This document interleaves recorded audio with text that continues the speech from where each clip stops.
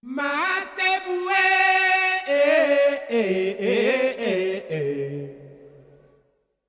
yoka mobali na yo akubelela yo nakata tour Eiffel bisengo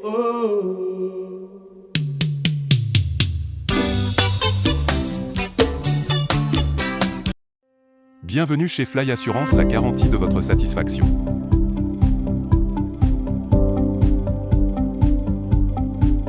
Nos offres d'assurance pour les particuliers. L'assurance responsabilité civile de Fly Assurance vous protège des dommages causés à autrui. L'assurance famille vous aide à protéger votre famille contre les aléas de la vie. L'assurance auto de Fly Assurance est une offre sur mesure conçue pour répondre à vos attentes et à votre budget. L'assurance multirisque habitation de Fly Assurance protège votre logement et l'ensemble des biens matériels qu'il contient.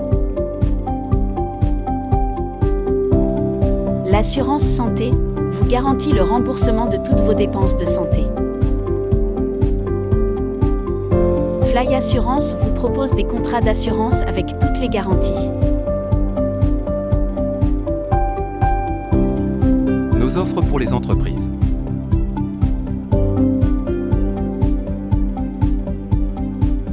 L'assurance responsabilité civile professionnelle se charge de couvrir financièrement votre entreprise si celle-ci cause un dommage à un tiers dans le cadre de l'exercice de son activité. L'assurance responsabilité civile professionnelle est obligatoire. L'assurance multirisque industrielle de Fly Assurance, c'est la solution qui protège les industriels contre tous les risques liés à l'exercice de leurs activités. La garantie décennale est une responsabilité qui pèse sur les constructeurs à l'égard des maîtres d'ouvrage. Elle couvre les dommages survenus après la réception des travaux par le maître d'ouvrage pendant 10 ans. L'assurance marchandises transportée de Fly Assurance offre la couverture adéquate lors du transport de vos marchandises. L'assurance responsabilité civile des mandataires sociaux protège le patrimoine personnel des dirigeants en cas de mise en cause. L'assurance flotte automobile permet de couvrir plusieurs véhicules à partir d'un seul contrat. Fly Assurance, l'agence 100% digitale. Nous vous aidons à trouver les polices d'assurance qui vous conviennent, afin que vous ne payiez que pour ce qui est nécessaire. Pour tout complément d'information, contactez-nous au 06 17 85 62 33. Fly Assurance, la garantie de votre satisfaction.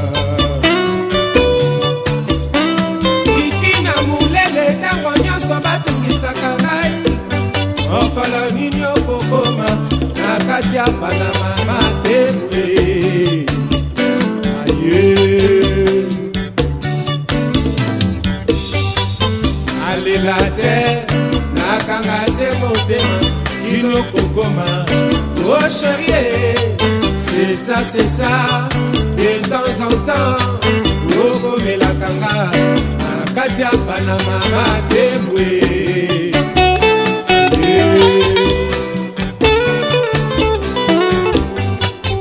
Merenanga, ma watro, ah merenanga, ma wibele, pour la petite, la fille unique. Anniversation Olingo nanga Azela yo Ma Kola mariage Yoka Okolo yango die ma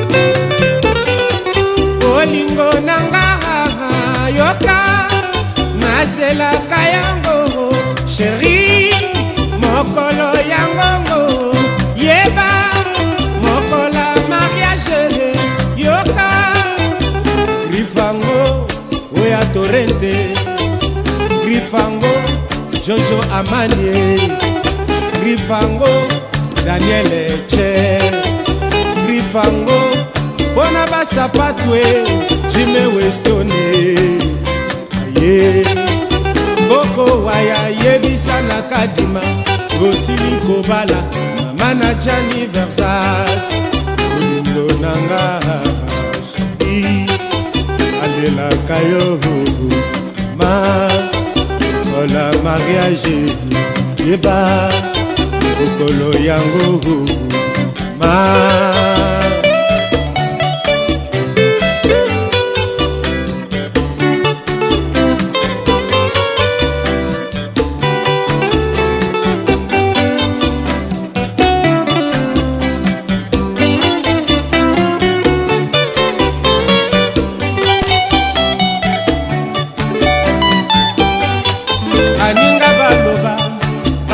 batuna baleki balela bakulutu batuna qui est ce vos senyakos oyoka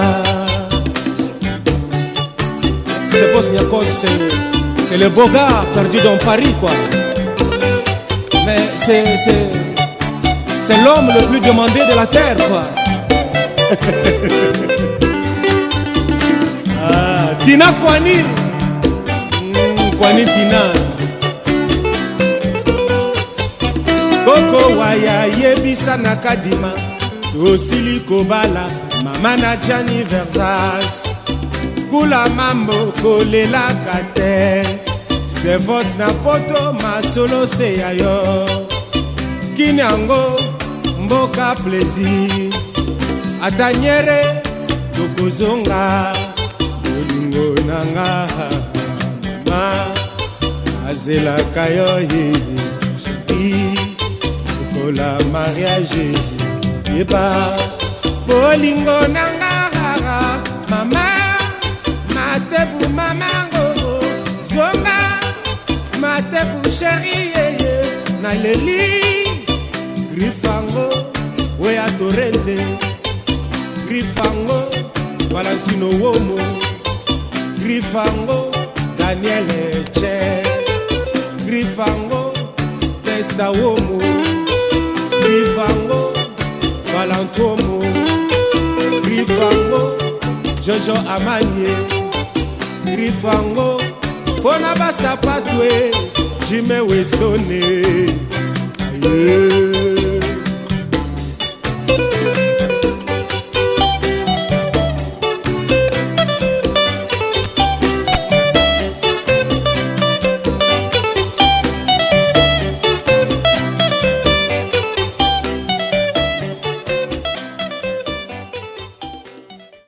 Dimanche 4 décembre 2021, nous sommes dans l'arrondissement 4 Montgali pour faire suite au remerciement du couple René Senzongo, un couple qui a marqué une influence remarquable pendant leur mariage.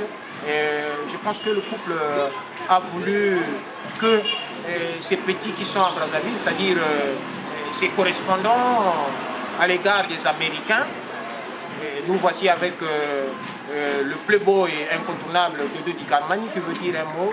Qu'est-ce que vous avez comme sentiment après le mariage du couple René Senzongo? Merci beaucoup monsieur le journaliste. Primo, c'est un sentiment de gaieté qui nous anime. Vous savez, le mariage de René Senzongo à Brazzaville, c'est-à-dire a fait comme a exhumé la culture congolaise. Finalement, c'est un véritable brassage culturel. Là, nous sommes retrouvés en plein centre-ville. C'est-à-dire, c'est un truc inoubliable, inédit. Hein?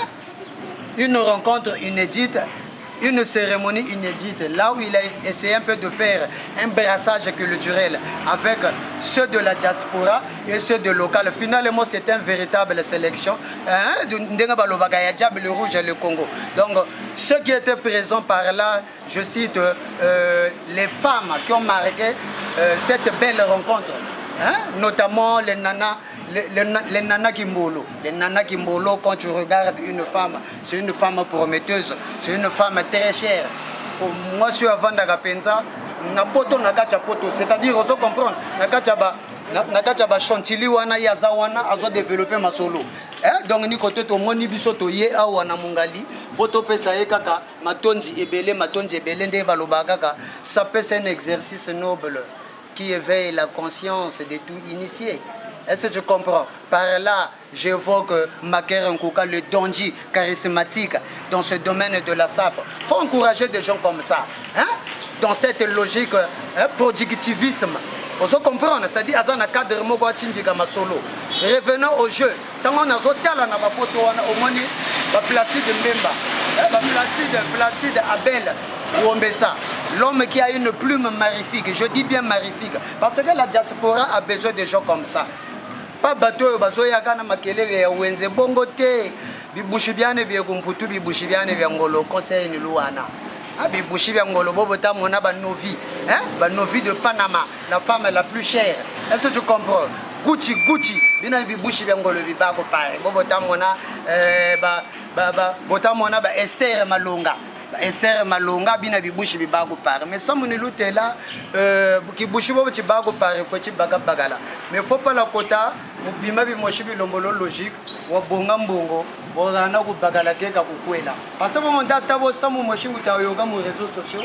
Muntu obo mona le couple René Nzongo kwela kata kwela, wa ba déranger bongele mbongo rana ku bagala, biba kwela. Boba kwela kama lavu batana après kandela bagala di timbiri batimbela o mais la rwana ezaka ka mwana na biso automatiquement belo mudukishela mwana nkombo wa mbekele.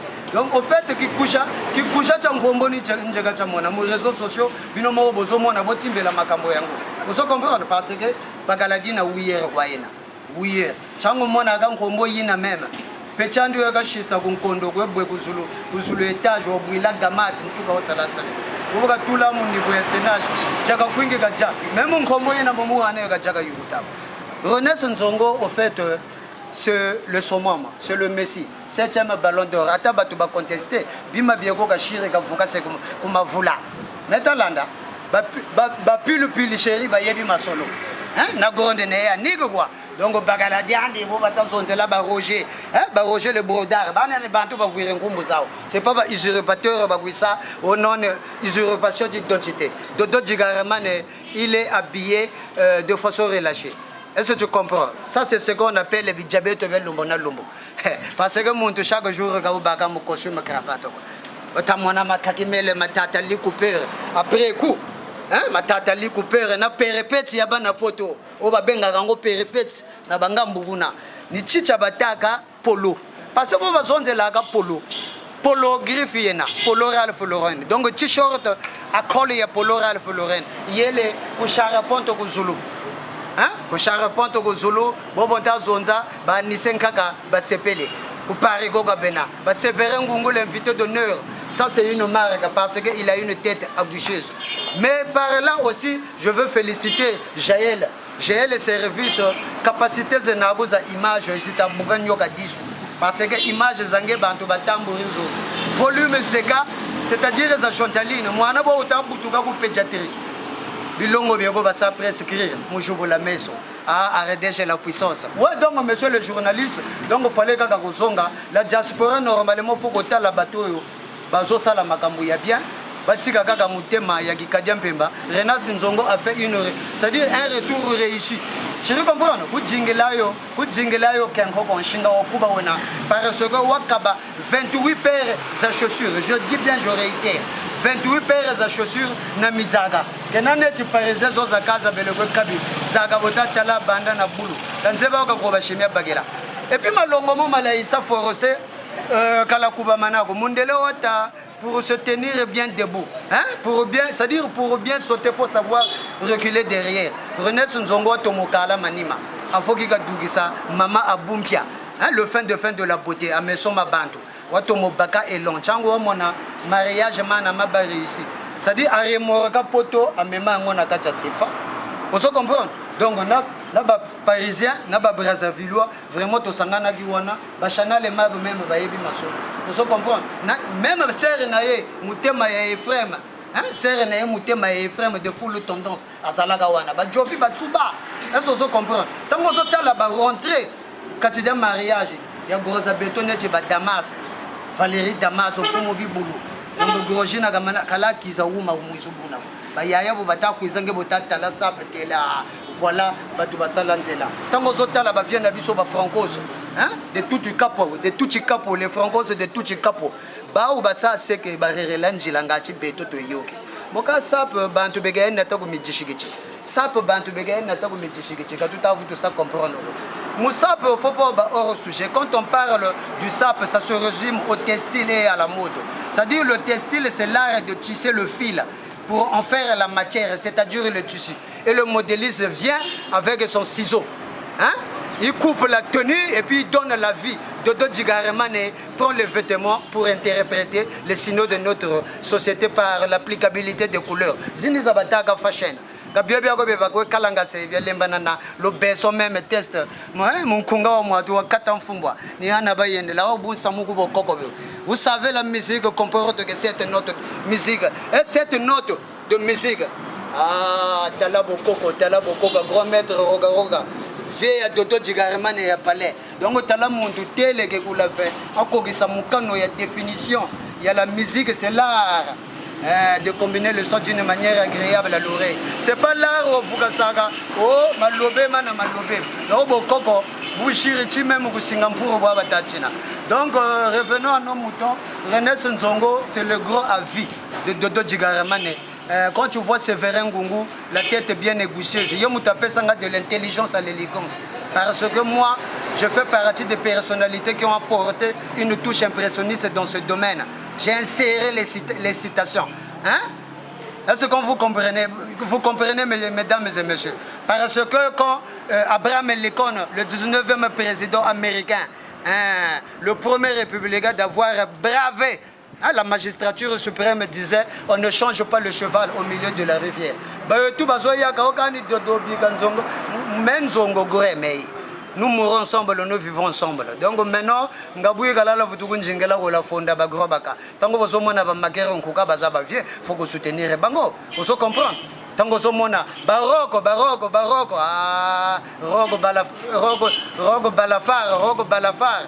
Hein? Bobo tamona ku katija jamma rogo bantu be go bangolo mukwenda ku mputu fo mona na tata rogo ngacholo mbokota bwatu me bale nuku kotisa mu bato yenene itasa seke kana ku konje wa yiringa chuwa kota est-ce que tu comprends bala boba ka batako fuki samu mariage me ko mabele ku le Congo j'ai le service samu nuku tela bale mane mo mudukisa batelo kana keleme anayo kwa mena talana bala munzo parce que mariage bobata matala mariage à mabela mon norme international.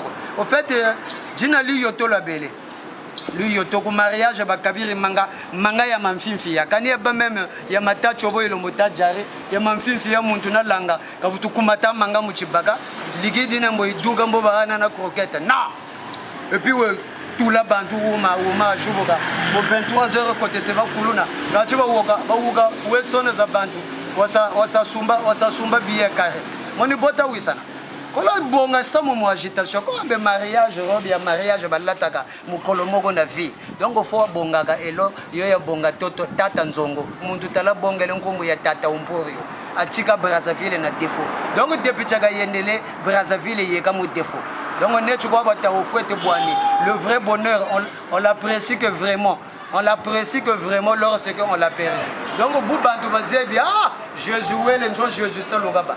On se sent même mingi miago normalement nita j'ai Noël les agings c'est que tout ça souhaité bantu be ko Paris hein ba telemaka bobote bi bushibe to nete ba dirine somba.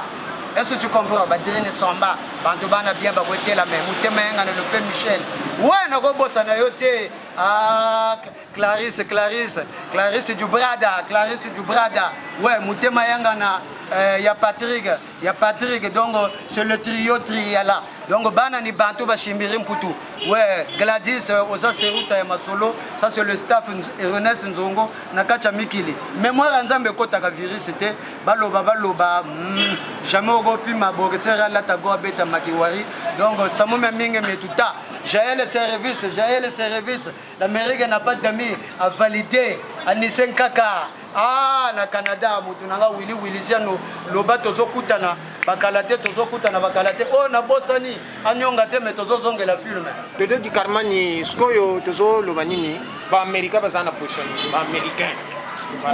Ouais, l'Amérique n'a pas d'amis, c'est une grande institution vestimentaire sur le plan national et le plan international, parce que nous avions une mission que nous avions assignée, celle de promouvoir la culture, c'est-à-dire la culture doit chausser sa meilleure pointure. C'est dans cette optique-là on peut que soutenir ceux qui ont du talent, plutôt. Le cas comme de René Nzongo, Batubazo, Tindjika, c'est-à-dire Bazo Tindjika mouvement et ça paye bana. Au 21e siècle, quand vous tout bas ombrié ko tika ne ndeko sa charger bateau pour port à Marseille jimbagane bateau bima bina mudo ne bidugela tela manea na ogata bateau liranga bo bago confusion parce que ba yaya fo bazaba kuna ko bayenda marata mana développer à ce moment bobo luta bago bosoba la bonga bima be bosoba c'est le Congo qui perd mais bobo ta mona bantu beko batayire ka samo membote. Je comprends. Batassa soutenir Bantu mon logique et sa façon bonne. Le René Nzongo, hein, avec son ami à vie, Séverin Gungu, motema nga mami logi. Bantu bana au fait na beto ka toute ça ramba na bien quoi tout webe. Shinga moshukwa wena. Parce que l'Amérique vous positionner bonga ba américain avant ba s'attaquer Japon. 59 missiles Tomahawk bien chargés mais artillerie déjà au point. Donc kela quoi tout à kela. Banyama Mike ou Bagua agité. Oba agité, moi c'est la bouche autorisée. Mais t'as là nous au Zonza. Au fait, on dénégocie ça là où il y a la Kaya point noir. Mais Bantu Begona Tsala, ça bonga mbele, ouais, il y a la métier d'Olysée. Ça va ça la monnaie. Donc, ça mon état, faut faire gaffe. Bobo le lembana ça mène au Paris. Quand on a nous côté ces Bantu, parce que mon tout est naviant. Est-ce que tu comprends? Mon tout est naviant. Arc-en-ciel couleur Z7 quoi, Jibana. Mais mon couleur origine Z7. Michel-Ange, l'un des premiers sculpteurs, dessinateurs, Tala tableau zagashi samusette couleur. Musique, cette note musicale quoi banane. Tala ba Beethoven, dégazaba ça. Héritage nyo ibongele ba grand maître ba roga. Est-ce que tu comprends? Donc bobo yiri gaga samo la vie. Faut jinga osaka bien. Neti un dirigeant de l'opéra à Milan qui arrivait même à arracher juste les bravoures du pape. Car il faisait son travail au fait dans l'éthique. Au fait, j'ai vite compris que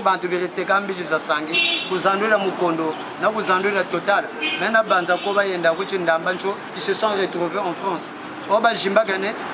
Ça s'adapte à la France, car la France a voulu ne pas mourir. France ou na amboté na bantu batoma na bantu bangolo bagwebe komputu. Je comprends. Mais bah on va là vous tourner ta bima bébé vous bende les bantu drago. Sala kaka musala na yo nde balobaka ya concurrence. Au fait muntu lendi teka fufu ko muntu fufu kata teka. Yange mabanja nika ya yande linba jambala weli linba fufu de match. Mais à ce moment otade zaba ni otade benda. C'est lui le coach mboka zaba dange nyenga ditanyanga wele kwande ko muntu waka. Donc nchango ndakutela j'ai le service vraiment bino bozaba média na biso. Beto tamayo kampe mu TV5 au fait moi tu vois pas documentaire mais j'immédiat à Beto va gérer les services. Bobo tout le monde en est France 24 j'immédiat à Beto donc Beto kala ta salou yambolako on doit travailler en comité. Bobo tout le monde le soumbere caméra ngati à ce que culture yenda pour tout faut pas la vous côté ça ba Maurice. Kumbumu bagayo facile ouais. Bantu batagwe jingi nkumbu ko Paris lendi luata jipon ako shirina kolo bongele kaliso shiri ko mutu. Shiri moderniser danse ya bala ko nchamugondo. Que ozonze les bantu. Dodo du Carmani gère bino bopona gère le service mais kalami kite batona poto babaki ma banga na gère le service wa sala comme sala bien or que René Nzongo apona gère le service le vini na bala cameraman na monte bazolo apona gère. Oh mettez ça na makambo e bi monde basalango Batouba baloba belé mais quelquefois 100% batoué monde er moko bazala 75% bazanga maloba balobaka. Vous comprenez? Et ça na mo musala concurrence balobi kaka salagwa salo le travail ne doit pas s'arrêter. Bato bongo va juger. Bato c'est le public qui va juger. C'est pas au gabaret, ba caméraman, le gars bino ba producteur, ba ça perdre. Boti que la idéologie ya reçoit na wana, ba ça perdre ba cadre que j'ai. Jaël azo sala musala nae bato ba lobby yes. Finalement, ce sont ses droits, mais peut-être ils ont un cadre de négativité. Ils ont un cadre de négativité à gabarit. Mais ils n'ont pas droit. Mais bateau, ils va comprendre que Jaël qui s'allume banda.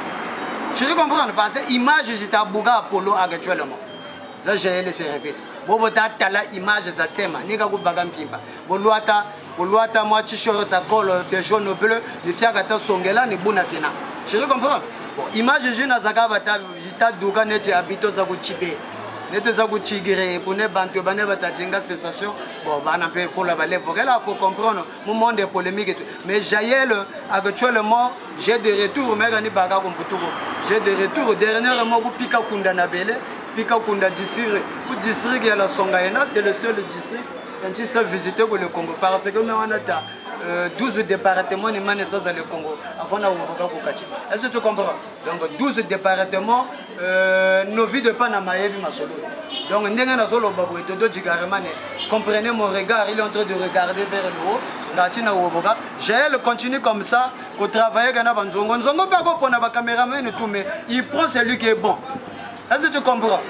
Mogabe Wofila Chari Bantu Zandu, mais Nzongo Uma Basumba, Yana Kasumbila. C'est pas Yane Munduta Tegachi Matsuma non. Mogatsuma ne Bansumba, non. Parce que Bima Bina Bola Bena. Yande Bima Bembote les Sumba bien fraîche, il vivait à Mona, bien gérer les services. Viens Maker Nkuka, le producteur le plus rapide, l'homme qui a une tête bien pointillée. Ouais. Tout ça, on a combat Moko. Le combat est celui de propulser notre culture. Vous comprenez?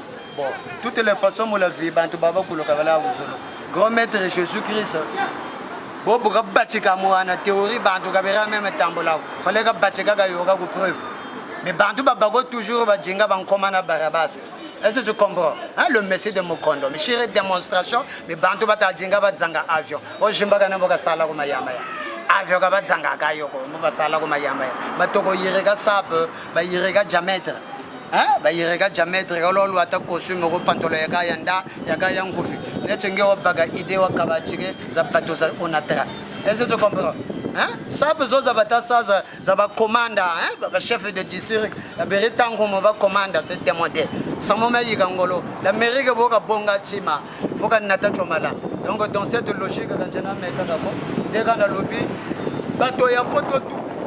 On va s'appeler l'Amérique n'a pas d'amis, dans mon goût de Dodjigarmani.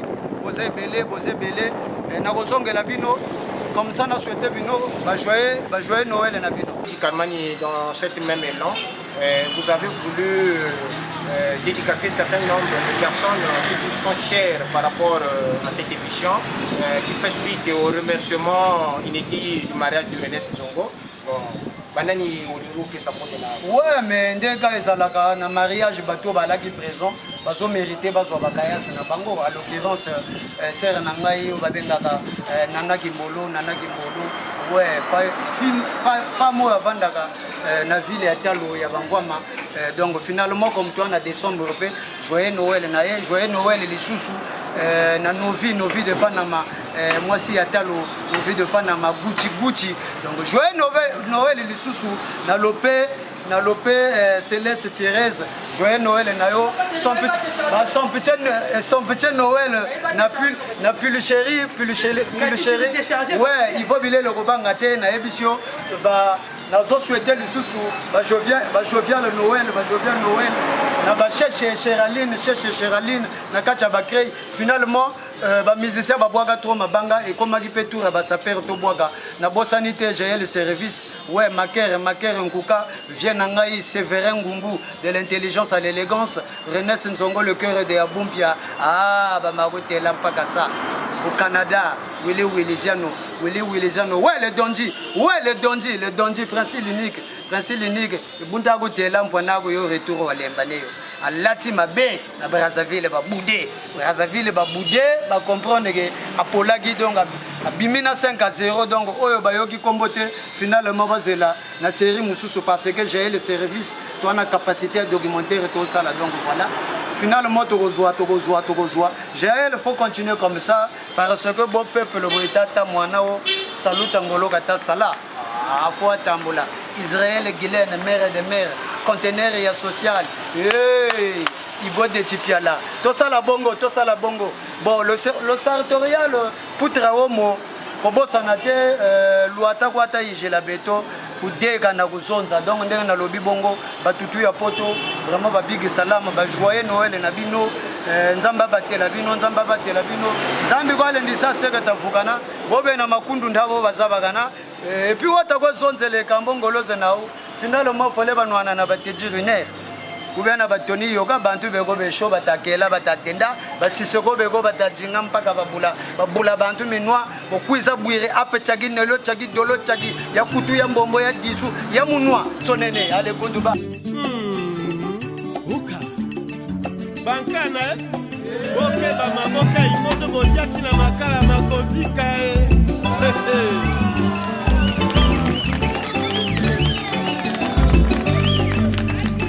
motemesa mondoki tema ekobeta tango ya likambo ekobetaka tango nyonso valeur nango nayebaki te lelo likambo likwelinga nzoto mobimba esundoli pasi nyonso na motema ma izebonga na lelie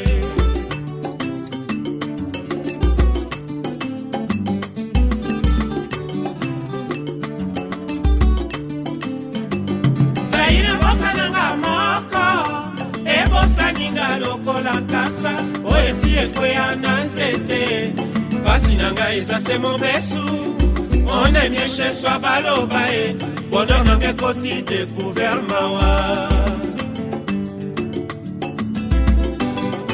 bolingo esekwe na référence puisele epai ya sharufa e soki nazongi kuna epai tobandaka ngai boninga mosolo yo mpona groupe américain mesikoyo toza na mongali toi le 5 Renes Nzongo akanisi aremercie bino mpona mwa eloko wana azwi bosangani awa peut-être oza na mwa makambo koloba na Renes Nzongo quoi.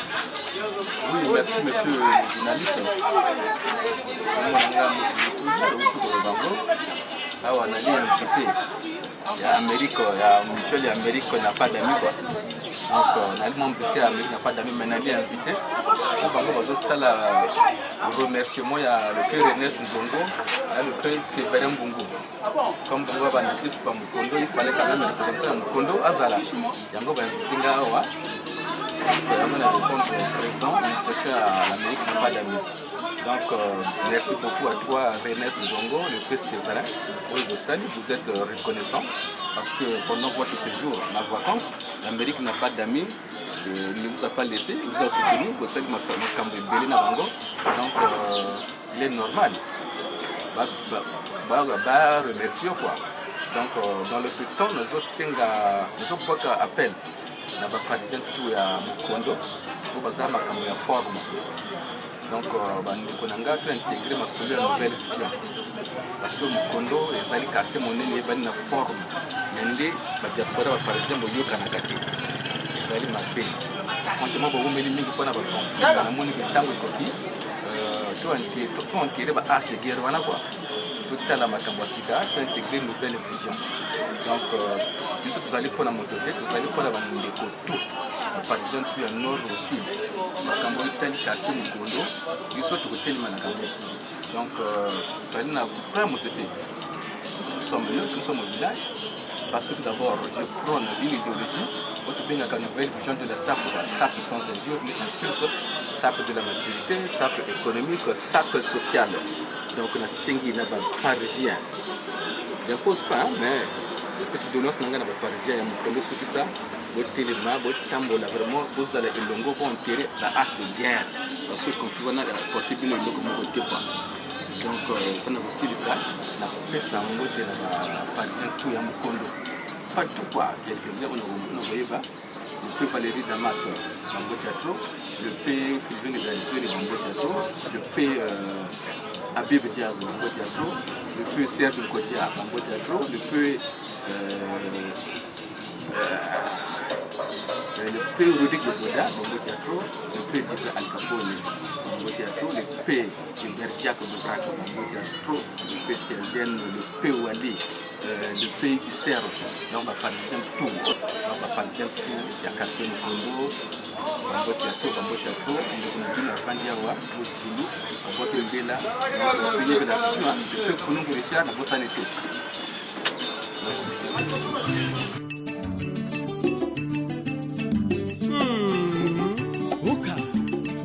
Bankana boke bamaboka imondo botiaki na makala makotika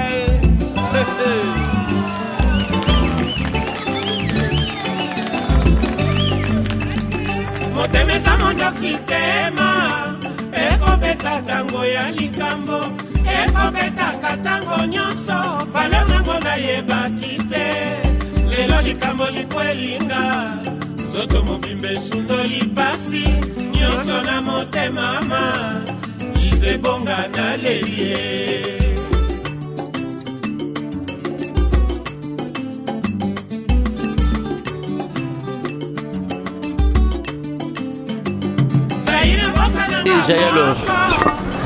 Jaël, merci, bonjour d'abord. Je savais qu'il y aurait un moment pour ça. Et Ernest Nzongo, il est venu réaliser sa réalité. Il est venu rêver les jeunes et les grands du Paris. C'est parce qu'il a fait un grand kata à Brazzaville. Raison pour laquelle on se réunit ici. Vraiment, les gens Paris à Morota au Salaba 14 ans. Mais je vais dire un truc parce que tous les Parisiens qui étaient venus à Brazzaville, vraiment ils étaient venus là. Mais Ernest Nzongo, il nous a marqué un but à l'étranger. Donc, quand je dis Ernest Nzongo, tous les Parisiens, ils n'avaient pas l'idéal de faire ce que Nzongo a fait. Mais Nzongo, grand merci à toi. Et c'est vrai Ngongo, parce que le sud parisien, c'est vrai Ngongo, Lata Tonga, Lata Tonga, et c'est vrai Ngongo Pebokachi, Lata Tonga. Nous remercions le Parisien et Ernest Nzongo, c'est vrai Ngongo. Maman Guilin Israël, sans oublier Bachikayo. Ah, Jenny la menace Mpangani, Nazolo Bakomo parce que Mpangintama, Ntama Jenny la menace. Nan vitu kuzonjila bra papari. Mouchou kwa kasala zonzego. Toussaint Sakaman, je vous salue.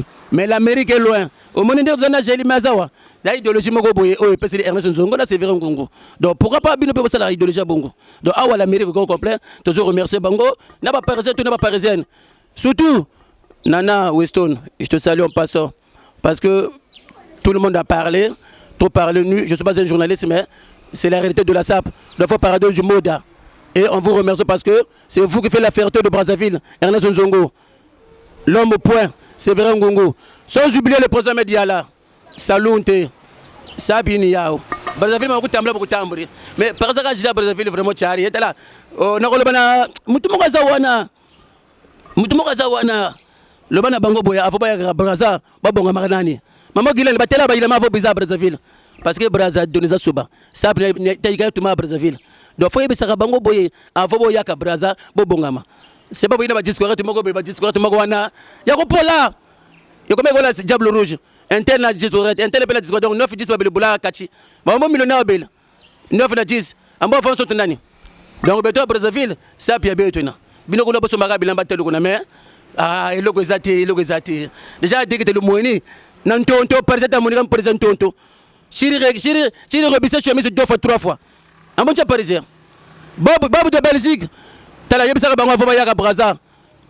Bo sélectionner bango ba bongisa ka forme parce que ba vote quitté. Ba la ba vote quitté. To ko c'est la bango 2022 langa. Ya degi quoi? Rendez-vous degi. Nana, ta gonzongo bo rendez-vous degi 2022. Maman Guylaine, tala sa ko trier balo abo beza Brazzaville. Faut la sa trier parce que vraiment c'est pas chéri. Ndogo ya belle. Je vous remercie. Salunte. Donc peut-être Bozana moi ma camarade pour remercier le couple Nzongo. Ernest Nzongo le Ngongo Lingwa le Messi du Congo Kulutunangai Yomoko Zomona petit frère naie Loïc le baiser de le maître d'école le Santo Nyamanabao toujours d'attaque toujours au point na longoli chapeau salute nayo salute Ernest Nzongo le Ngongo Lingwa vraiment makambo salaki na Brazzaville il y a des gars il y a trop poto na katia Brazzaville donc soirée moko kitoko makasi donc nanu parisien moko asala makambo wana te à part revient na ngai Gianni Versa, c'est la menace. Grand frère propre, mon aîné, grand frère Makila. Yo moko zomona makambo yango yo. Toza nakati ba Dolce Gabbana yango yo. Toujours dans le niveau. Nabo sanité, Séverin Ngungu Mbiaka. Batika yo oza niveau oleki bango wana. Boyebisaka bango. Boxer. Bago pimaye aulata gonte pa beta na makiwara po wana eza arna he. Biso yo arna biso pe yango yo. Donc to beti ya trop. Te remercier kaka na ndenge ya cadre image. Merci pour le soutien, merci pour tout ce que vous avez fait et longue vie à vous, prospérité. Bo oumela. Petit na bino yeyo, masolo yango yo. Na ba prélever ya Levi Strauss, na ba Dolce Gabbana, na ba Loris Azaro, bozwaka ba image po eza danger. Matoma Ordu Kezer Mfumuchi Piala, grand frère na bosani yote, le sartorial monument vivant pour Traomo, Bambote Nabino Yangoyo. L'Amérique n'a pas d'amis, l'Amérique est loin toujours au niveau. Nous remercions toutes les personnes de bon cœur et toutes les personnes qui sont avec nous. Bah ouais, bazana bisote. Bah osa mokili na bangote po bazape na mokilité. Voilà. J'ai l'image toujours toko ce niveau. Yo mutoleki bango nzambe na bango kutu ya ba image. Nzambe na bango le tata nzambe des images. Jaël l'image. Kitogimosi, merci beaucoup. Check. On est ensemble. Nabo sanité maman Israël. Maman Guylaine.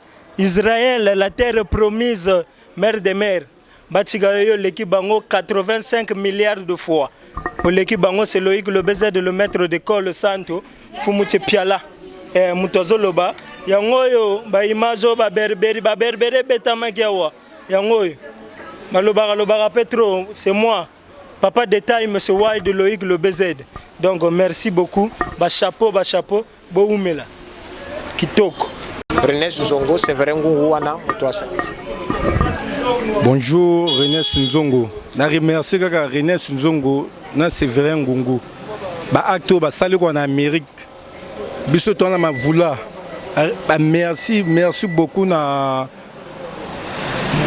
Merci beaucoup na Gesso bango basali basé belete.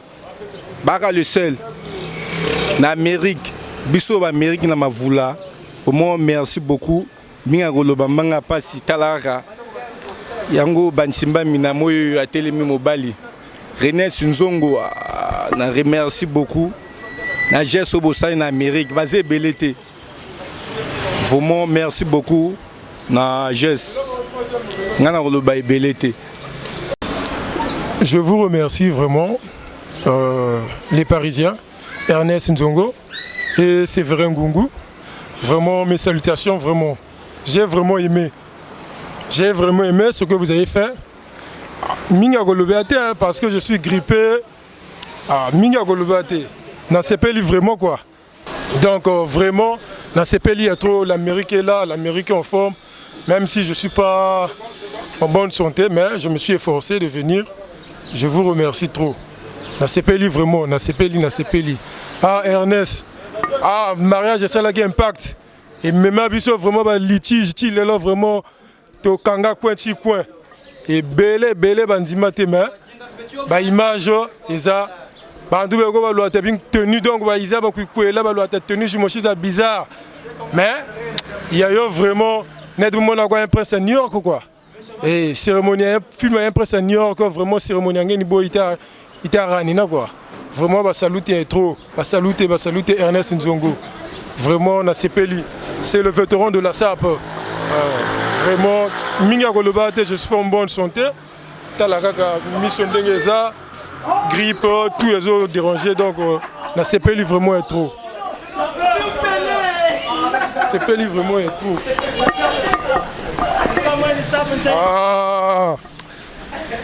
Vieux, nzebe quoi? Na mavulu zonza kwa kwingi mezonza kuchimie le Zulu. Donc vous me quoi na bantoyo quoi? Eh, mukadi yo vraiment ça y est yingi. L'Amérique n'a pas d'amis, l'Amérique est loin niveau. J'ai ça son niveau. Vous sur mesure demi. Donc mon a vrai niveau. Niveau Zakula. Et niveau Zakula.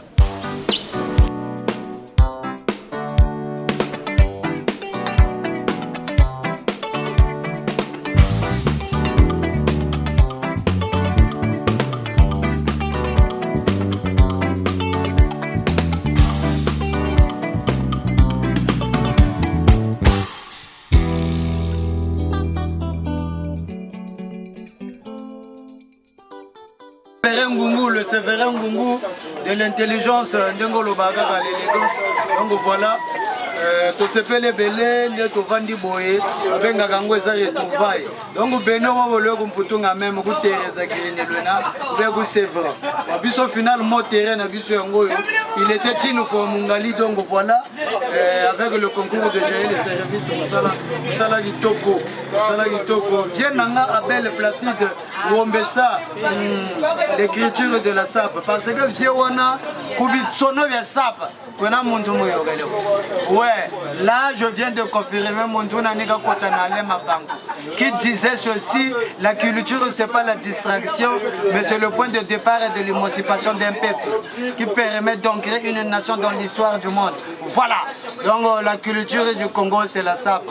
C'est grâce à celui-ci, à celle-ci, on peut identifier le Congo, un Congolais de par le monde. Donc sur ce, la SAP devient le véritable pièce détachée de notre culture. Donc nous monons mon tour Kuala Lumpur, Moussap Wamo Manena Zebi, ah ou na Moussoulou, Wetala Lele. Mais quand nous avons ça, ça c'est le Rostom Ampouya. Ah, ça c'est le pays Marocco, le parisien Marocco, Nakacha Mikili. Ah, ça c'est le pays Young. Ouais, ça c'est le staff de René Nzongo à Paris. Est-ce que vous comprenez? Parce que Mboga na Mboga na culture nango, sont comme une Bénin. Qu'on ne veut ou pas Vodou Baboussongela, disait mon président Mehdi Yala, le président a vu le CCC du Congo et du Piton.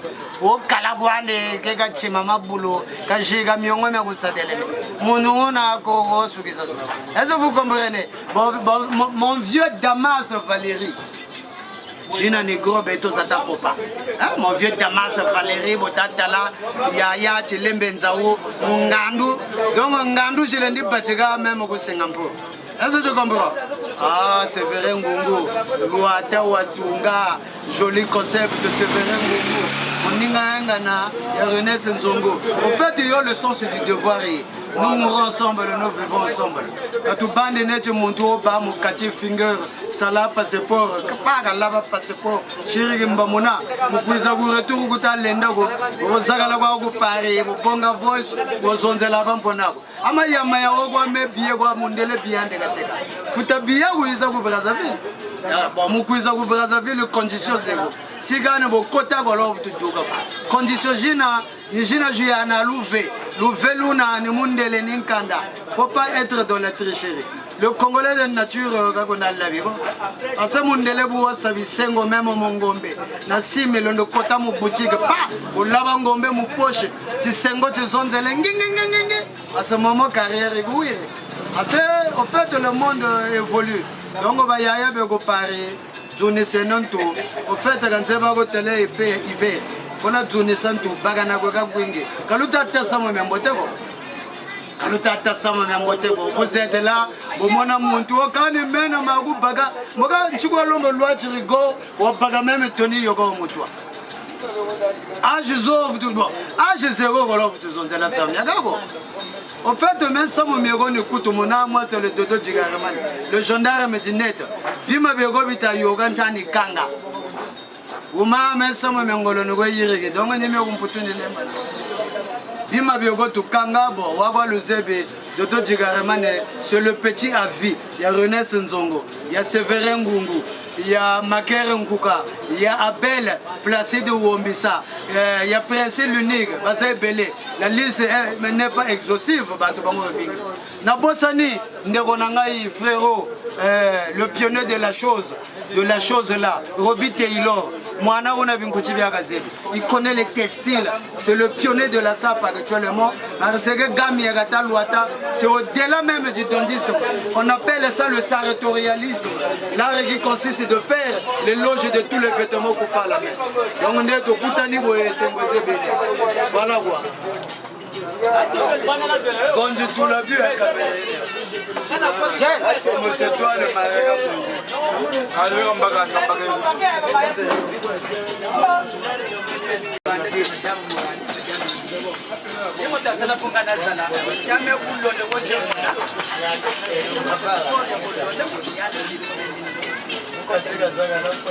nous. Ça fait déjà 6 mois de cela que M. René Nzongo venait à réaliser tout connaît, c'est-à-dire son mariage coutumier, un repas qui a été au top à Brazzaville.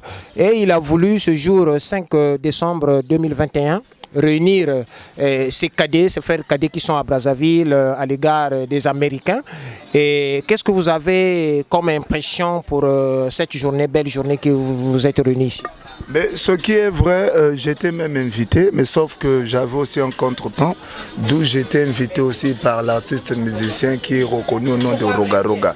Mais en écoutant et en regardant toutes ces belles images, ce qui s'est passé au niveau du mariage, c'était vraiment à féliciter. Pourquoi féliciter? Le mariage n'est pas donné à n'importe qui. Le mariage n'est pas donné à n'importe qui. Nous connaissons beaucoup de gens dans ce monde qui sont hyperement riches, mais ils ont du mal à faire le mariage. Donc, à ce qui concerne d'abord le mariage de René Nzongo et notre sœur Maman Luguzu, ce que je pourrais le demander, il faut que ça soit un mariage pour le pire et pour le meilleur. C'est vrai, on se marie. On ne se marie pas pour se séparer, mais là où se trouve le mariage, la séparation était toujours proche du mariage. Donc pour l'heure, ce que je peux mûrir, c'est ça. Les Américains, où vous êtes là, effectivement, où vous êtes maintenant là, les Américains? À l'heure où nous parlons, nous sommes à Mungali. Vous savez, Mungali qui est l'un des quartiers cosmopolites. C'est des quartiers qui ont toujours contribué à la culture de notre pays.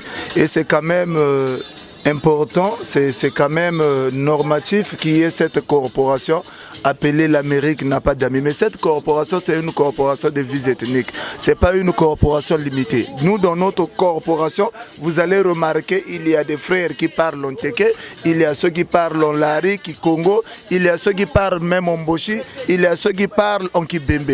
Et c'est ça qui fait la force de cette corporation appelée l'Amérique n'a pas d'amis. Mais au moins, il y a les alliés. Les alliés, ce sont comme les René Nzongo, ce sont comme les Edgar Mani de Luxe, les alliés comme les Freddy Makita, les alliés comme les Tucci Capo, Franco Suomo. Ils sont tellement nombreux, les Billy Panucci, etc. Certains nous ont dit que le mariage de René Nzongo a bousculé Brazzaville et jusqu'à alors, vous n'avez pas la tranquillité parce qu'il y a un certain nombre de personnes qui parlent de ce mariage. Mais effectivement, c'est ça. Pourquoi? Ce n'est pas un mariage où on avait invité les aveugles. Mais il y avait au moins des sourds. Il y avait des personnes normales, Bobename Somatala.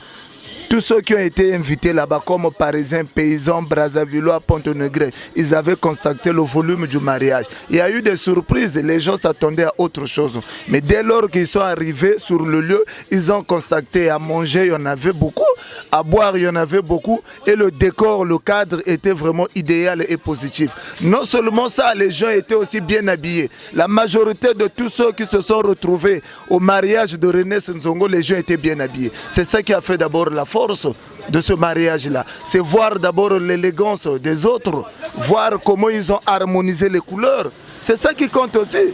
C'était pas un mariage d'un sergent-chef ou un lieutenant ou un capitaine de la gendarmerie pour qu'il y ait beaucoup de gendarmes là-bas. C'est un mariage d'un businessman playboy sapeur. Et il a su respecter le mot playboy puisque les gens étaient séduits. Rien que dans sa sape. Il faut reconnaître les bienfaits, les œuvres des autres. Quant aux désœuvrés qui ne veulent pas reconnaître la grandeur, la valeur des autres, cela relève une petitesse d'esprit. On s'habille pour soi-même. Mais lorsque vous arrivez à être bien habillé, convaincre les autres, c'est que vous avez des vertus. Vous avez des qualités qui attirent l'attention de ceux qui t'ont regardé. Ce que je peux te dire pour l'heure, même René Nzongo, il n'est plus à la place là où il faut le qualifier là. La place des Parisiens soulards, la place des Parisiens complexés qui n'arrivent pas à reconnaître sa valeur. Il a une taille économique, sa taille est réservée pour l'émergence économique de ce pays. Quand les gens disent qu'un tel ou un koufi, mais qu'est-ce que vous appelez par un koufi? La majorité des personnes courtes, vous allez faire le constat, ils sont bénis. Et souvent, ils ont des moyens. Ils s'habillent aussi bien. Vous pouvez être courte de taille, mais vous êtes élégant. Le fond de ça, être seulement élégant. Par contre, il y a des gens qui sont élancés, mais ils ne sont pas élégants. Ça, au moins, vous le savez, monsieur le caméraman. J'ai le service, en tout cas, ces derniers temps, C'est un grand remerciement aussi de votre côté. Vous avez carrément aussi charmé le public brazzavilloise. Vous êtes beaucoup suivis à travers vos œuvres. Chaque époque a ses acteurs. Mais là, nous vivons l'époque de Jaël Service. J'aurais appris aussi l'élégance, c'est un bel homme. C'est ce que j'ai appris. Félicitations aussi pour son élégance. Donc, posez-moi des questions pertinentes parce que là, nous allons traverser la période très métastase, là où le bois est prêt pour avaler un gibet à travers mon gabarit verbal. L'année 2021 va prendre sa fin et nous allons poursuivre l'année 2022 et à l'été prochain qui vient. Qu'est-ce que vous allez dire aux futurs mariés qui sortent de la France pour venir marier à Brazzaville? C'est un problème d'abord d'organisation. Ce n'est pas le fait de quitter la France pour venir se marier ici et cela veut dire que vous êtes meilleur ou le mariage a marché. Il faut d'abord s'aimer pour le pire. Vous comprenez? Vous s'organisez une fois vous arrivez à Brazzaville et dès que l'organisation sera positive, à ce moment-là, le mariage peut marcher.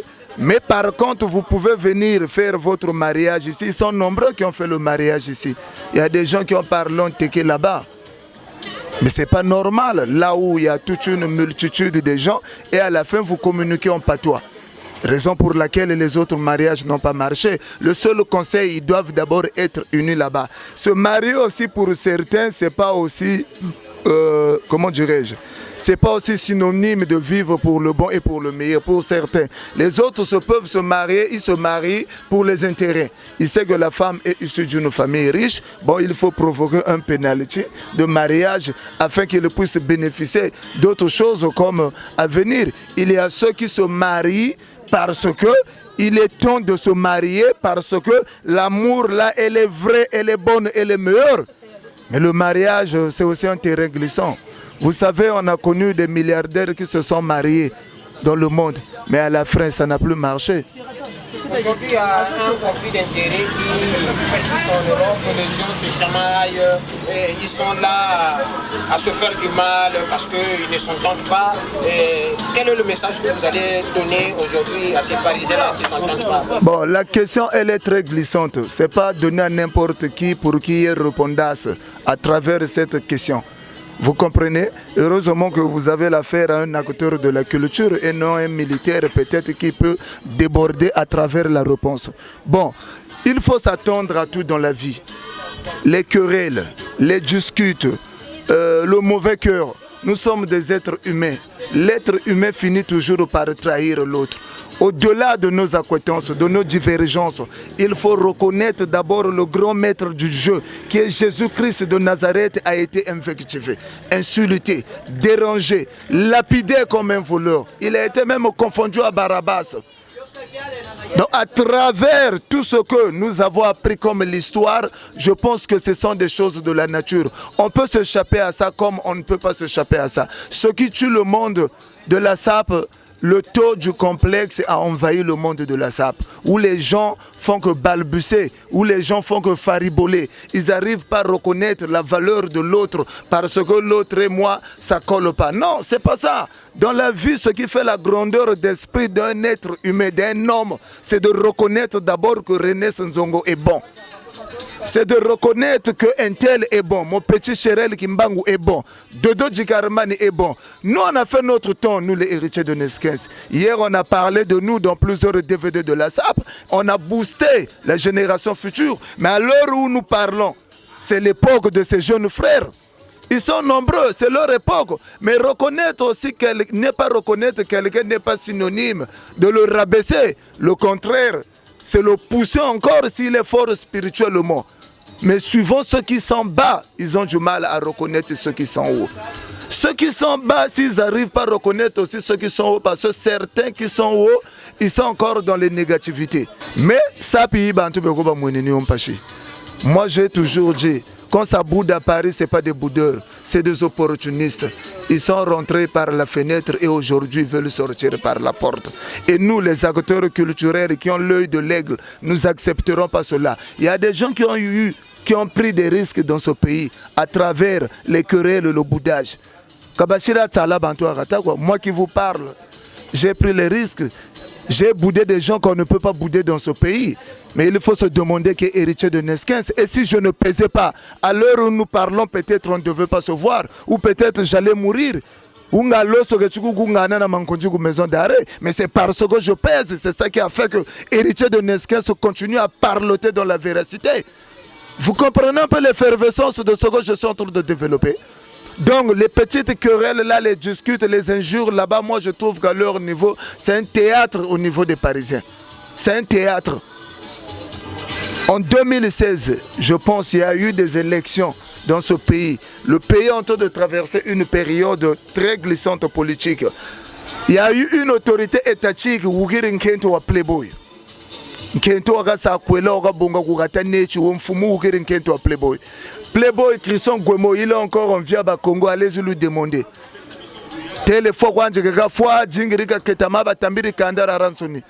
J'ai pris les décisions en tant qu'acteur.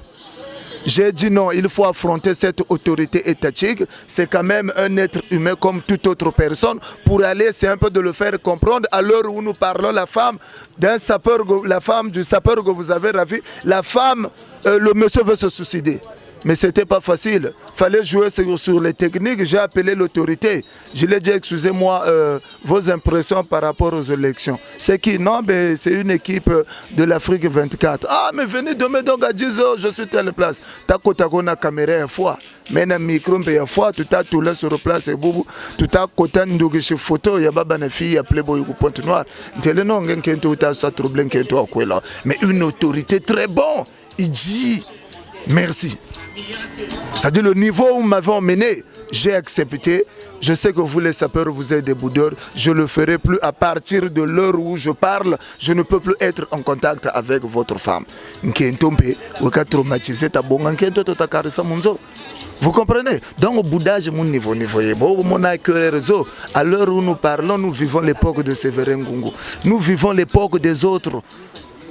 Comme l'Anglais César, il y a des gens qui s'habillent bien en France, mais il y a des gens qui ne s'habillent pas bien. Il y a des Parisiens positifs, il y a des Parisiens négatifs. Vivre en France n'est pas synonyme de connaître s'habiller. Retenez ce que je vous dis. Vous allez voir à travers les vidéos, il y a de ces Parisiens qui sont encore dans les couleurs artificielles, les couleurs de morceaux choisis qui n'est pas permis dans le vestimentaire. Bon, peut-être vous avez quelques dédicaces à soumettre aux gens qui vont vous suivre à travers ces vidéos. Bon, les dédicaces ne manquent pas puisque c'est à travers ces gens-là aussi qu'on essaie un peu de se communiquer, de changer tout le temps les idées. Je reconnais d'abord Arène Edgar Mani de Luxe, c'est un playboy. Deuxièmement, Eric Mac Gislain Makoso et Jeanne Lusakou à Paris, sans oublier Israël Guilaine. Et j'en profite aussi d'encourager Jaël Photo à travers ce bon métier qu'il est en train d'exhiber, qui est reconnu partout au niveau de la diaspora, que ce soit en Afrique. Le plaisir est partagé. Mon colonel Samuel Ngakoso, je le salue. Et n'oublions pas un frère de valeur qui a toujours contribué à l'émergence culturelle, qui est la SAP Mouzoulou, est là avec nous. Il est bien habillé. Je suis en relax par rapport à la température, mais la santé est en train de balbutier un peu. Donc là, je suis en Gucci. C'est du Gucci, c'est récent. C'est du Gucci. Casquette Kenzo, polo Gucci, rien à dire. C'est ça le vestimentaire. C'est ça la méritocratie. La méritocratie, c'est le pouvoir absolu d'une classe donnée. Donc c'est pour dire qu'au Congo-Brazzaville, le vestimentaire ou les habits ont un pouvoir absolu au détriment de ceux qui parlent mal des sapeurs. Tous ceux qui ne s'intéressent pas aux sapeurs, ils iront pas au royaume des cieux. Retenez ce que je vous dis. Ils iront pas au royaume des cieux. On reconnaît un Congolais par la propriété, la SAP. Un Angolais, c'est la guerre. Le Quinois, c'est la musique. Le Gabonais, c'est la boisson. Le Centrafrique, c'est le whisky local qu'on appelle le Boganda. C'est là où on reconnaît un Centrafricain. Mais ici, chez nous, c'est la propriété. Nous sommes quand même à féliciter Mouzoulou.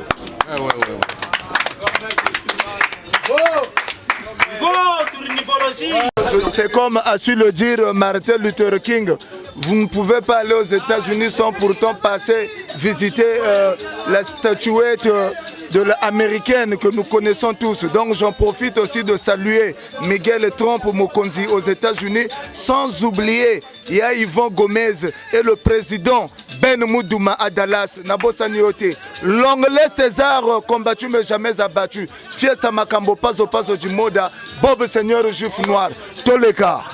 Encore message sur message encore d'Arana que Bichim Pouto, surtout soit disons les Parisiens, message message ntarana kuba faux parisien ko bantu ba ina kumputu kata zabachi machi kata sako mais kata sa retour ya bola mais attention retour babuta ba kumputu zabao ko ampe zabao faut ça contrôler diamètre ko ya pantalon diamètre surtout le diamètre pantalon faut ça contrôler sur mesure donc kumputu na ko ba tailleur buta sa retour na pantalon ya gaillard neti nkola ba yirira jiji nzaga nene neti portail nzebe roshi portail isekela kama yeza chaque 5 heures kanga bakanga gayo nzebe ago le petit nge kanita nkumbuko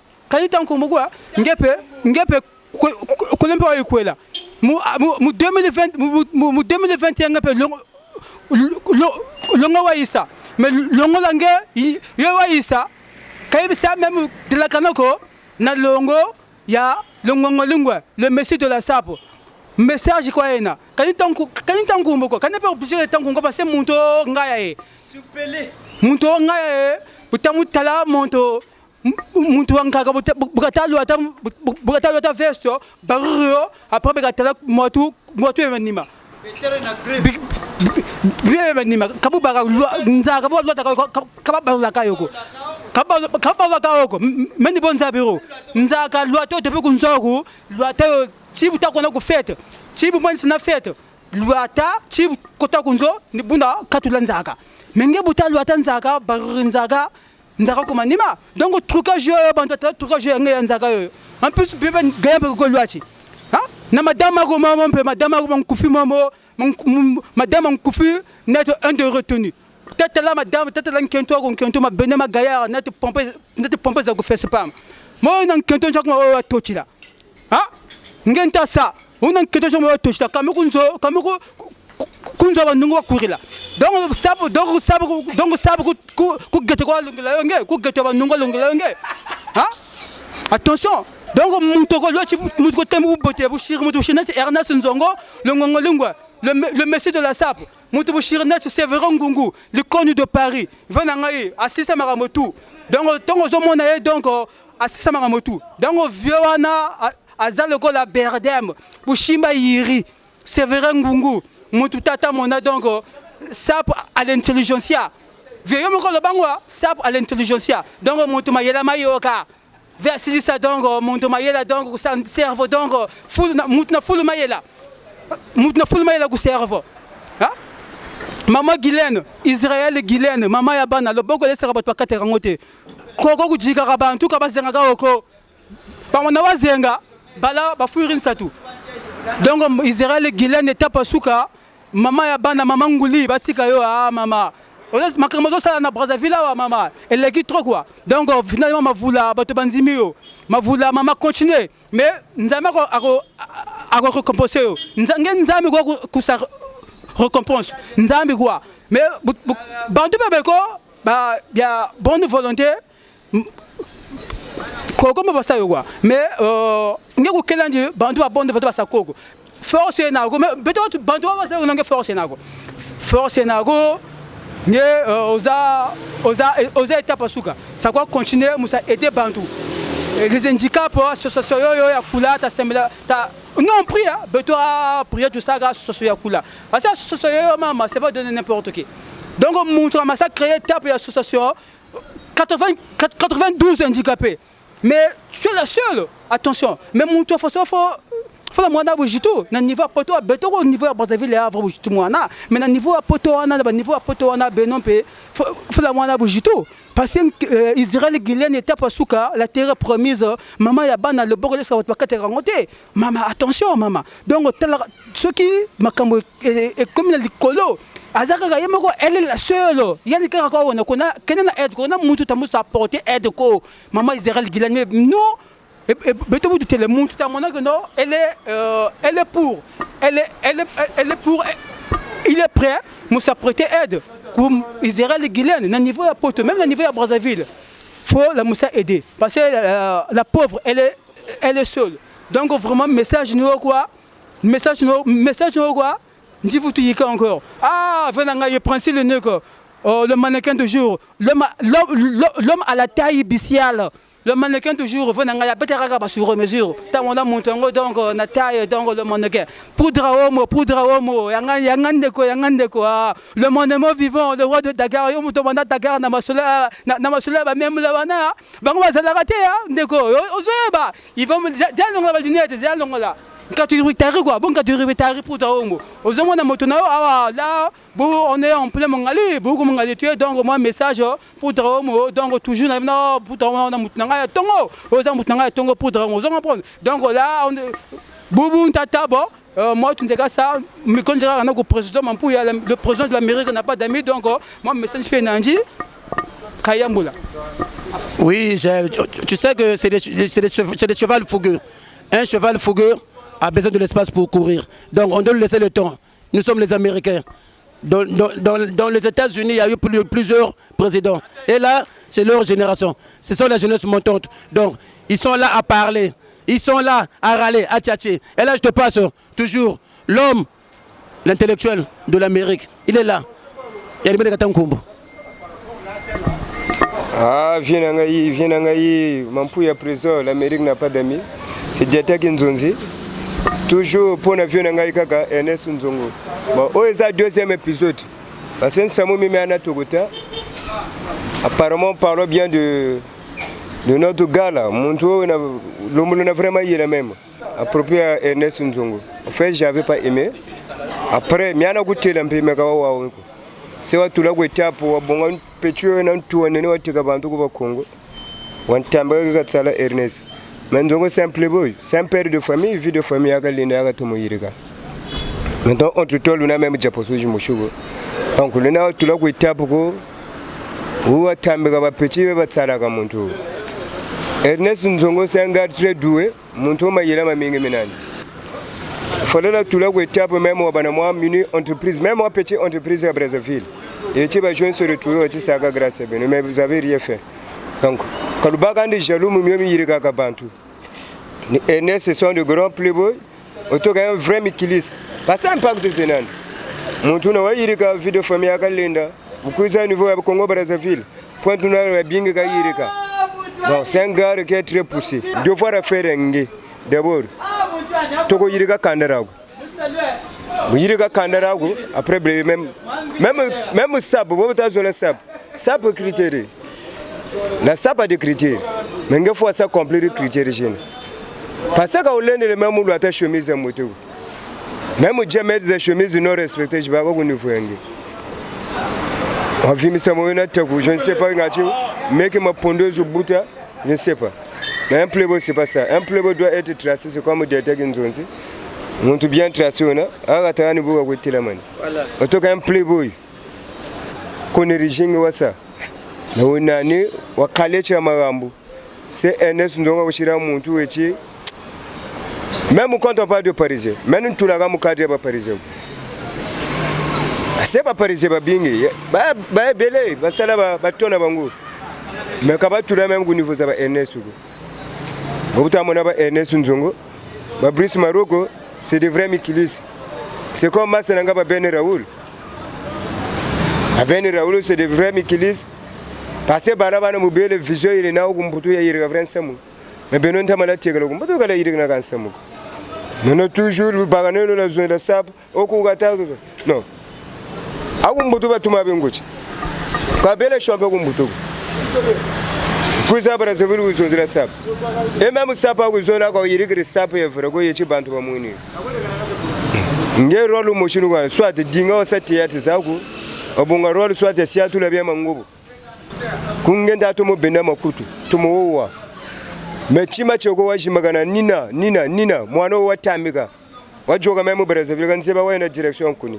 Tamigiri Nina, Mbembe Wambo, we somewhat your Mulari, or Folaga Shilomuchi Bimbi. With Sala Ernest Nzongo. Mais je m'agrége Nina Watsalang et Madame Mafini Matua. Mais Lumuchi Bagarungolo, of the Tamaga Nina Kumejaga Finger Ernest. Monto Yirika. Moi, esprit jaloux anti Benoît à Paris. Et ce qu'on avait constaté à Paris, la majorité, vous êtes jaloux des autres. Monto a dit que Linda Wandi Nokumuzuru. Abonabo Botuko. C'est comme ça. Moi j'ai un grand frère très doué, un docteur. julvo makela ku ete ku Canada kapaka ku Montréal nuko washira vivre mais même kana bele même complexe grand frère ine même mais ngem muntu lo molo kanda ni wota bele ku complexe non ça ne marche pas bon ku caméra tuna ba mingi ba bingi tuna bantu ko ba yiga maloba ma aussi important aussi mais dès que ne te laissera jamais ça faut mettre ça dans ta tête si on a kuna muntu yoga umanima magoroza ma go shika to la yoga la kumebeno moi c'est le ministre de la défense buna kwa buduga fona kubonga de gros de force donc c'est comme au moment qu'on voit le gars comme Makeron Kuka le vrai Mikilis Makeron Kuka c'est des futurs donc mais il y a le vétéran qui est là ngwala un peu muntu ba français ba ka tumono zulu. Bon, merci beaucoup. Donc, boumou la rite ka zonzela mangala to le massa par na lumputu. I heure bureau je kengi dimanche mpechena donc mputu lo shira saloko. Donc butu keri ki buna simple rat bele ka do butu ka mu 3 pièces. Donc boumou Dakar zangolo tena Dakar tena butu shiri blazer ga Zulu. Donc Nchakal Muntele Banda, c'est du Jean-Marc. Il parle. Ça c'est du Jean-Marc. Na base à Pierre Cardé. Na Nezena. Donc Boumou l'arrête au Dumina. Bébé quoi oh. Grosso je te zolo comme potou, je te zolo le bétou tu vas respecte. Zo il est moto zolo. Tu vas choquer les bima kota kutaku bidu krimu munwa donc beto ko gata betuma to toma bantu be ko be batu bachi la ko mputu bantu ko batu bachi la ka net beto c'est le scorpion rouge boyukuta ku koshimo ma ko lemba na fokafa parce que seyashi ntimbu yebi ba kutula ngachi baba bakambo kula morgue. Donc, Bangwala Betavakulu, Negato Telamane, Bonimulare, Domina, c'est le scorpion rouge. Couleur de la France, en Chirigine, Zafou, le son de la Casa Zazakulu. Mou bleu blanc rouge en Jena. Bleu blanc rouge en Jena, Nabitaribia Christian Jor. Pini Biauta Songela. Donc, Tamana Zakala, Tumono Songela, couleur de Zazakulu, Neji Duki Banda. Donc, Bangwala ba na mi kakabe na mi kakabe mais muntu njimbaka nenga chilo saka c'est mon premier fils qui kunamani Eroji Albin yani c'est le futur playboy c'est le soupelé junior Bagubika tu as fêté l'anniversaire le 29 novembre c'est lundi passé niveau zena tata de bien gâté la main il y a un peu bien gâté la main bling bling taba beto boli mais au Paris banchiri mabanga matarimando sele banta ba kulube ku Paris na petitane ku Canada butu kwenda Canada beto itakela donc cameraman zangolo peni gashi tela manenge ta kumbaka pe nge ta kumbaka nge vrai yawo yena mu vrai wena nge beni bobo ta kumbaka pe nge vrai wena pirate ko vrai njen même peu vrai njen. Donc le soupelé de la moda, le procureur de la moda soupelé moto nangai bachika yo na bosani yote. Donc kitoko ya trop. Donc espace ntaka na kumpanani we muzaka mu blazer kena ya nzaka donc tulende mu baka kizaka tutela masango myemye nandi nzebe wakanta samu katutela gaga un playboy.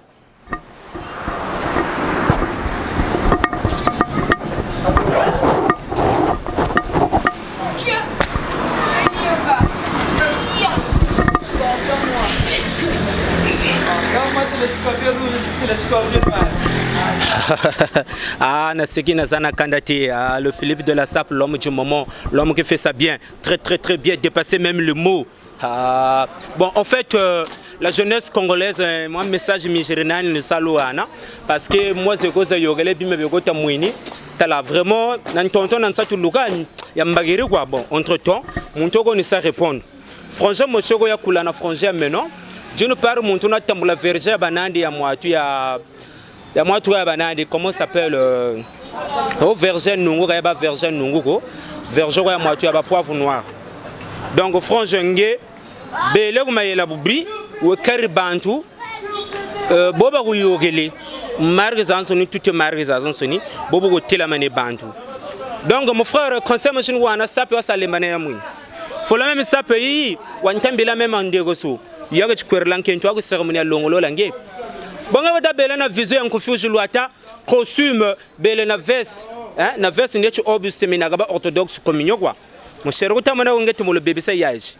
Après vous tâchez au mec makatini bagan tamanje kumakati samumi anzebi hein après zonzelo bubuya imambo kele mon frère gazana publicité ko fait me ko kota zakata miku zakata kwa donc entre temps surtout y kota surtout na ko na niveau zangeku wabago mayela mubi wana bantu mbongo watamika mbongo na chiku Grèce na chiku kwa nchakuma na chiku Turki après bantu watamika mbongo moncho kwa zina est-ce que bantu bana bange petit na zange zo chiko shike bushko telamani hein tala petit ko telamani za Renex Nzongo niveau sur niveau va faire gamongo ya sape gu to mo bagi mama o mona bilili ngo ba mon cher mengan to ma sa comprendre go angin chigwe bele contre na succès abantu wana no antele tu journal mbutichi nge au fait non komboye nako na valeur na ko kamun saki ba gushikirila je ne comprends pas kamun saki ba gushikirila mais bota bela ko mayela bubi hein muntu galo bele na ntonu ko retour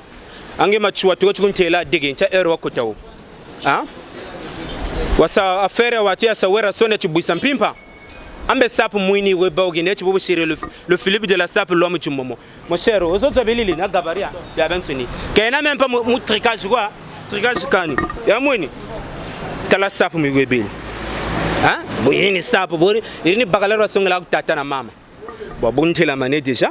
Bon, maintenant, nous savons que c'est genre couleur za marqué. Règle numéro 1. Il y a une leçon de l'Ouana. Faute à sa faute grave. Tenir à doux sans fiago.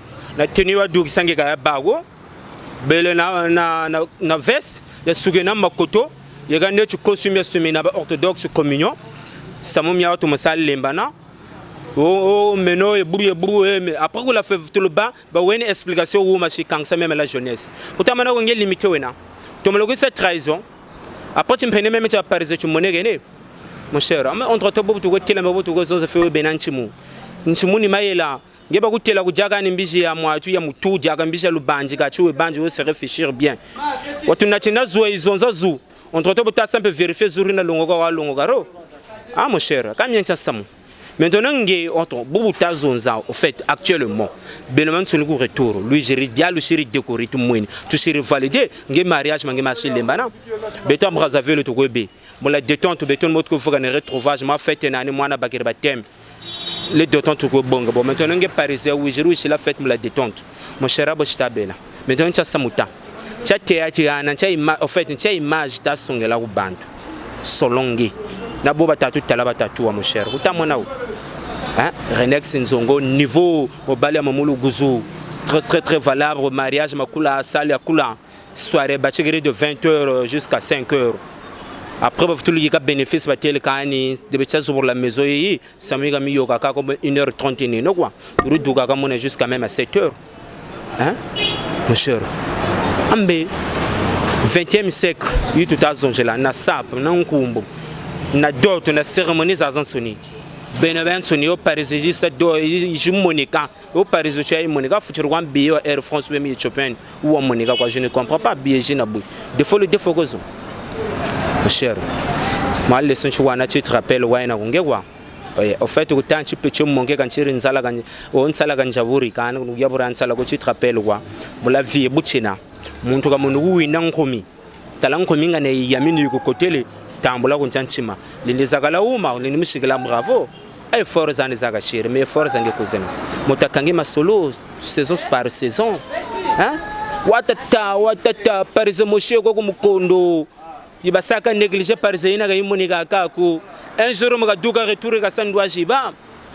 Ben là, la douga parce qu'il y a avantage le go bobeno parce que DVD je le douga ici. Hein? Le douga mais système c'est DVD. Ben toi tu télé tu film péri tu terre télé ah mon tout gogo. Par le maître a toujours maître. Mon tout na dogeri. Retour en tete kata to sa tata ka ejika. Retour na le tia zonjela ke tiba ngamba ça. Maintenant bo télé bon nous corriger njeka ça. Cette fois-ci. Kalouf tabana sama melu tago. Mon tout na oui gérer au jana d'autres. Hein? Sur mariage coutumier. Tout ce qui est là, mon la vie, une fois que ça a bon, tu m'as dit, na beno boluté là. Hein? Bobo katabia sa beno le temps mon al bon les chapitres le yarere mu goudron, mu réel juyo la même bantu quoi. Le chéri privé même bon état le chéri le kengi intérêt même za bantu de niveau de Brazzaville le dogi chapitre mondial le kengi njela. Même commune même raba au courant. Tamana on même plainte zenawo. Après moi il regarde même na commune makilegele. Non?